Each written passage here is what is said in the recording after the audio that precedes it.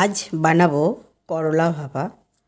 এটা আমি নতুন খেয়েছি, যেখান থেকে খেয়েছি খেয়ে আমার এত ভালো লেগেছে, এত ভালো লেগেছে, তো আমি আজ তাই আমি নিজে বানালাম।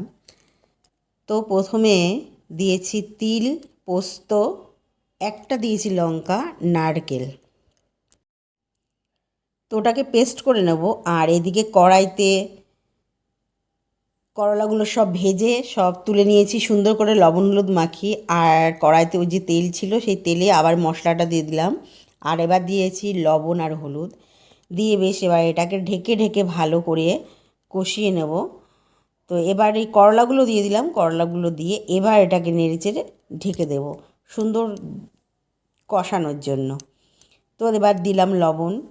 তো এবার ঢাকনাটাকে তুলে দিয়েছি, তুলে দিয়ে এবার দেখো খুব সুন্দর সাইড থেকে তেল ছেড়ে দিয়েছে। এবার এটা আমার কমপ্লিট হয়ে গেছে। খেতে কিন্তু দারুণ লাগে।